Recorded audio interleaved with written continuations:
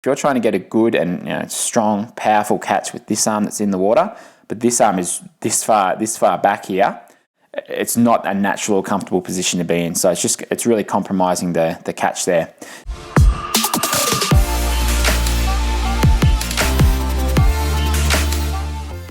In this episode of Feedback Friday, we have a swimmer who is swimming around the 150 to 155 mark per 100.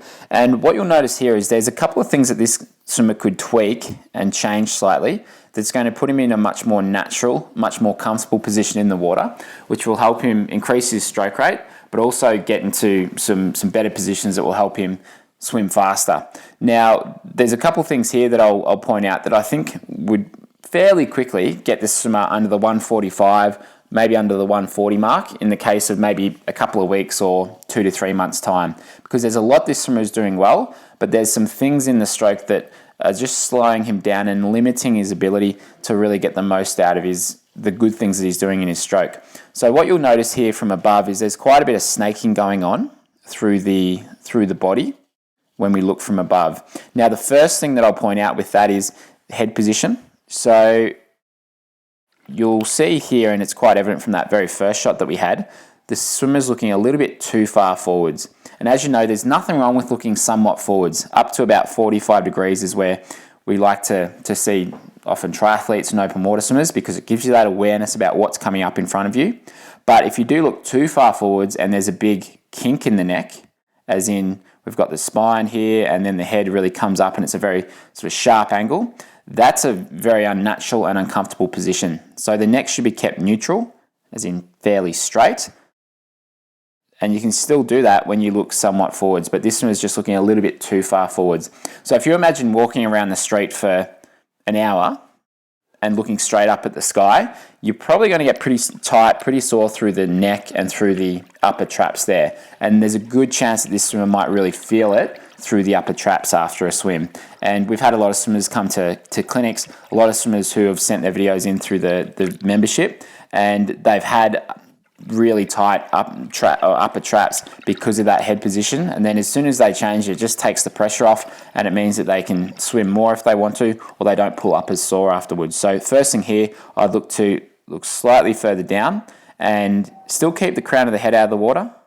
But the way I like to think of this, and we explain this at our clinics and camps, is keep the neck long. Like you've got a piece of string through the spine, through the neck, and that piece of string is being pulled in that direction. So imagine that there's someone here, they're pulling that piece of string towards them, and you want to really lengthen out through the spine and through the neck there. And that can allow you to keep that neutral position, that straighter position.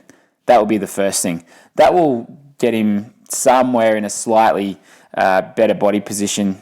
So in terms of the straightness through the body. So in general, we want to try and get rid of most of this sort of snaking side to side.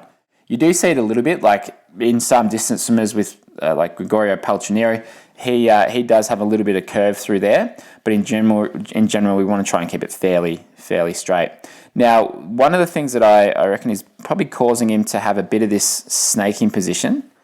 So one of them is where he's turning his head to breathe. So you'll see that right here, all right, this is nice, straight through here.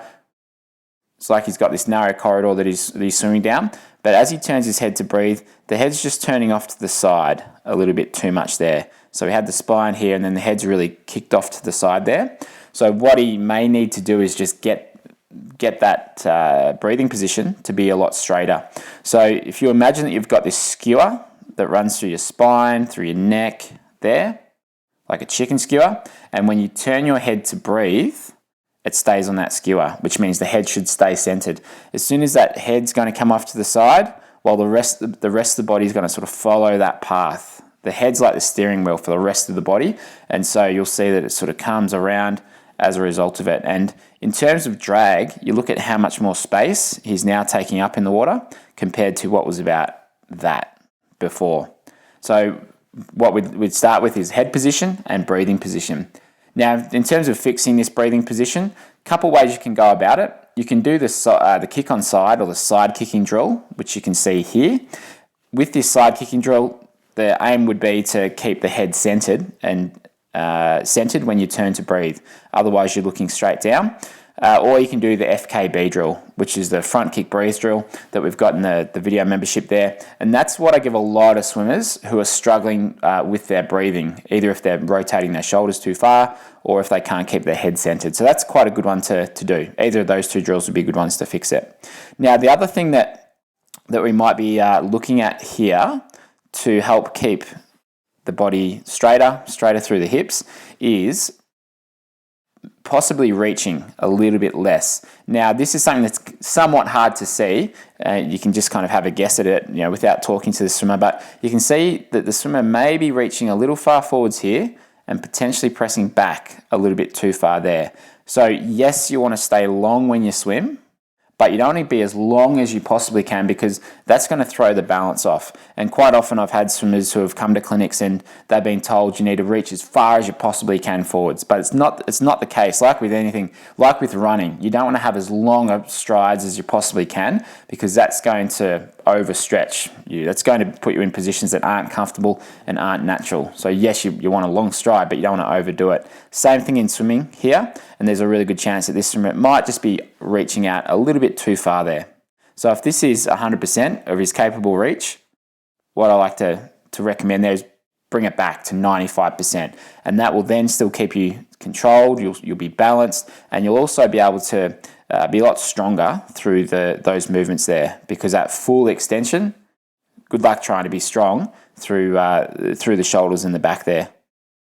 Now, the other thing that you'll see here is that with this left arm recovery, you'll notice that he's quite jammed up through there, very jammed up through the shoulders.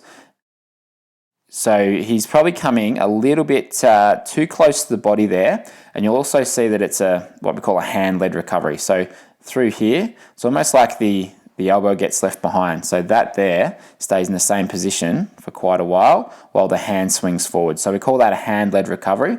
We want to change that to an elbow-led recovery, which just means from here to here, so once you get to the shoulders, so from there to there, really the elbow should be leading the way from there to there.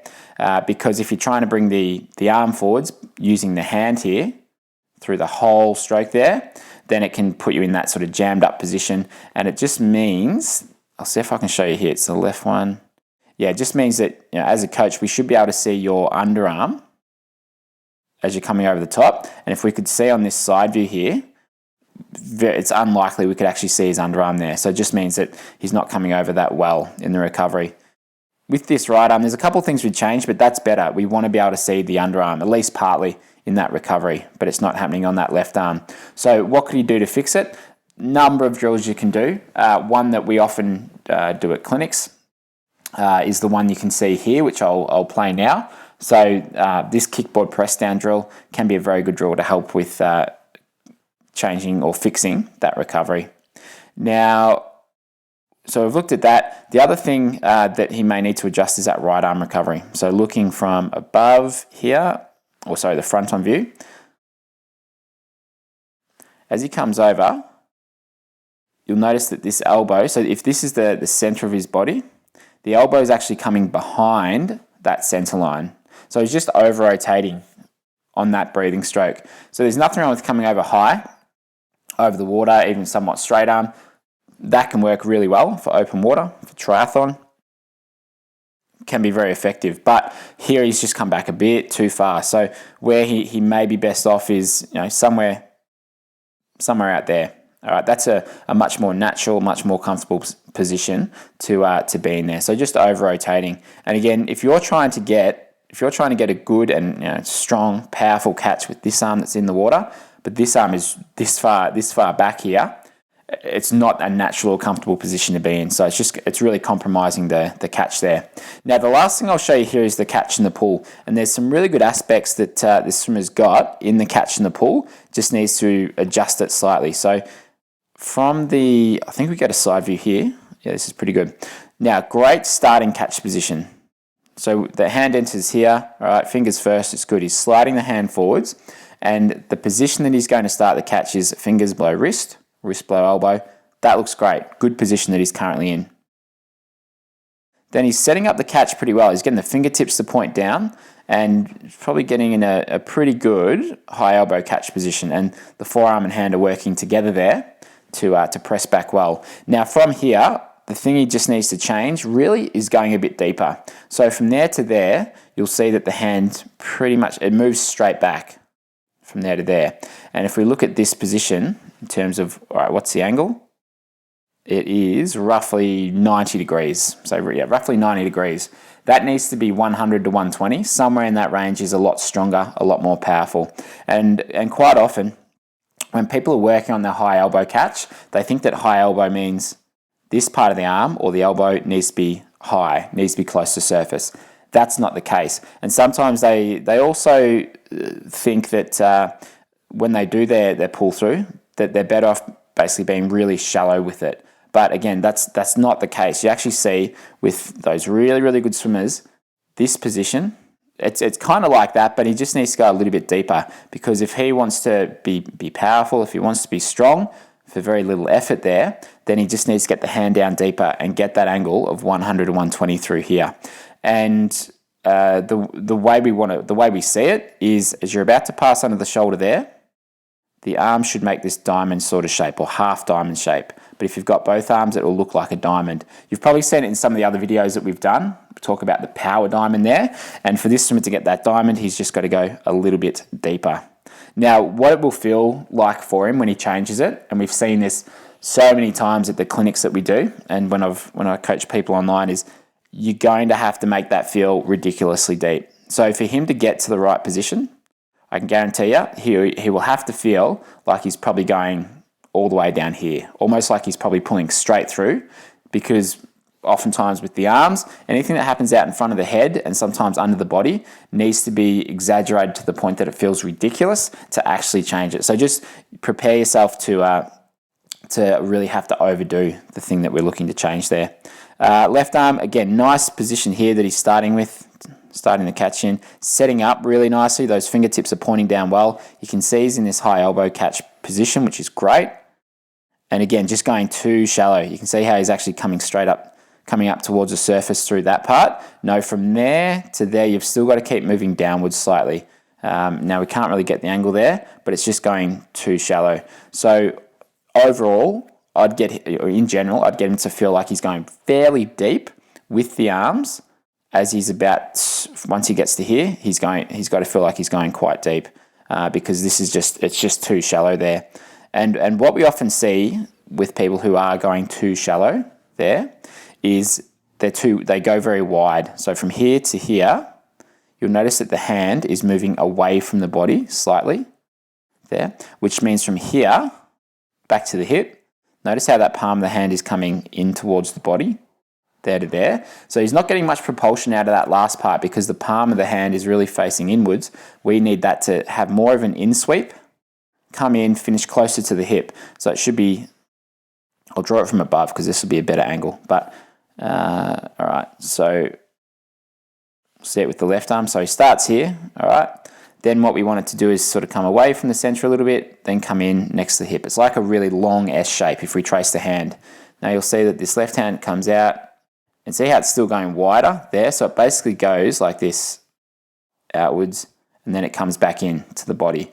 So we just really need to get it in closer in that back part. So how could he change that? Well, we've actually had a number of swimmers, I think there's been about 3 swimmers lately who we've worked on this exit with inside the membership. And the drill that I gave them, there was a couple, but some of the drills that I gave them, one of them was YMCA drill, which you can see here. This is one that you've probably seen before if you've watched any of our Feedback Friday videos. The other one is top to bottom scull, which is very similar to YMCA drill, but you're basically sculling from the front of the stroke all the way to the back. And the focus with that drill is that when you go through the back part, so when you go from here to here, when you're going through that scull, really get in a lot closer under the body there, because they'll probably find that when they start doing that drill, they'll be out too wide. Now, and the other drill that you can do, which is quite helpful, is the tricep extension drill. Again, you might have seen this in some of our videos, but in that tricep extension drill, it just gets you really good at keeping the upper arm in close to the ribs at the back, and you just practice finishing past the hip there. So you just want to use whichever drills work for you. You might choose one of those drills, you might do all three, and just see which ones work best for you. But as you can see, it doesn't, or it won't take a lot for this guy to be able to get down under that 145, 140 mark fairly consistently by being able to tweak a few aspects of his stroke here. And like anything that you're trying to change, it will take at least a couple of weeks to make it a bit of a habit, to have it feel normal and natural. But with a lot of people, there are things that, some sort of easy wins that they can have. So if you did enjoy this video, please like and subscribe. And if you are looking to improve your own stroke, we help swimmers by coaching. Well, I help swimmers by coaching them online. So you can send your own videos, and I'll analyze it. I'll give you specific drills and things to focus on. And we have several hundred people who do that online. And I'll put the link below to our membership where you're able to do that. Thanks very much for watching, and I'll see you next week with another Feedback Friday.